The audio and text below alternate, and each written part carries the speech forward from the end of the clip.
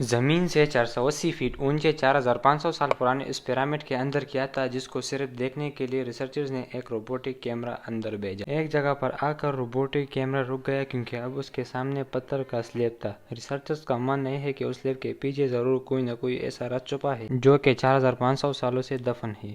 یہ راز ان کو ہر قیمت پر جاننا تھا، اس لیے انہوں نے روبوٹ کے ذریعے ڈرل مشین لگا دیا جس نے پتھر کے سلیب میں باریک سوراخ کیا۔ اب اس سوراخ کے اندر کیمرہ بھیجا گیا جس نے ایک ایسا منظر ریکارڈ کیا جو کہ 4500 سالوں سے کسی نے بھی نہیں دیکھا تھا۔ ناظرین، برقی ٹی وی کی ویڈیوز میں ایک بار پھر سے خوش آمدید۔ ناظرین، ایجپٹ یعنی مصر میں ٹوٹل 138 پیرامڈ موجود ہیں جنہوں نے پچھلے ہزاروں سالوں سے درجنوں ارتھ کویکس اور کئی خطرناک طوفانوں کا سامنا کیا ہے، لیکن مجال ہے ان میں سے کوئی ایک بھی ادھر سے ادھر ہوا ہو۔ اور ان میں سب سے بڑا اور سب سے اونچا پیرامڈ دی پیرامڈ آف گیزا کہلاتا ہے، جن کا بیس ایریا 13 ایکڑ ہے، یعنی اس پیرامڈ کے اندر 9 فٹ بال گراؤنڈ آسانی سے فٹ آ سکتی ہے۔ ایک اسٹیمیٹ کے مطابق اس پیرامڈ کے اندر 23 لاکھ پتھروں کا استعمال کیا گیا ہے۔ اگر اس کے وزن کا اندازہ لگایا جائے تو اس پیرامڈ کا وزن 60 لاکھ ٹن ہے، جو کہ 12 برج خلیفہ کے برابر بنتا ہے۔ لیکن اتنے اونچے اور عالیشان پیرامڈز بنانے کا آخر مقصد کیا تھا؟ اور ہزاروں سال پہلے جب انسانوں کے پاس ٹولز بھی موجود نہیں تھے، تب اس پیرامڈز کو انچ بائی انچ کیسے لیول کیا گیا؟ کیسے 50 ٹن وزنی پتھروں کو اسکوائر شیپ میں کاٹ کر بغیر کرین کے ہی اوپر پہنچایا گیا؟ اور ان کو بنانے میں اس لیے کون سے انجینئرز کا ہاتھ تھا جو ان پیرامڈز کو ارتھ کویک پروف بنانے کے ساتھ ساتھ ان کی تمام سائز کو 51.5 ڈگری اینگل پر سیٹ کیا گیا؟ تو آئیے آج شروع کرتے ہیں۔ Challenge number 1۔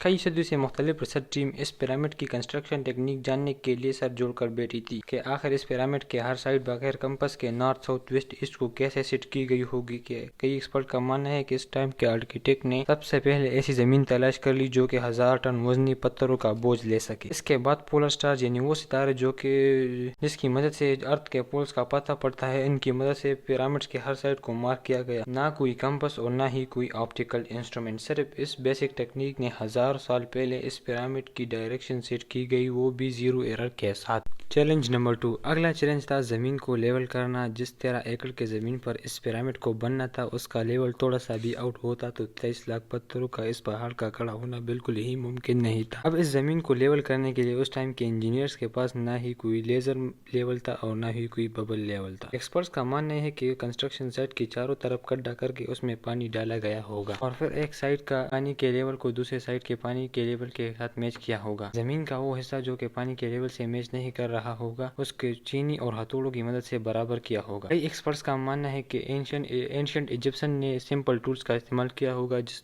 دونوں سائڈ پر لکڑی اور درمیان میں رسی سے ایک پتھر بندھا ہوا ہے۔ اگر پتھر زمین سے ٹچ ہوگا تو اس کی رسی اسی ٹھیک سینٹر لائن پر آ رہی ہوگی، تو اس کا مطلب زمین لیول میں ہے۔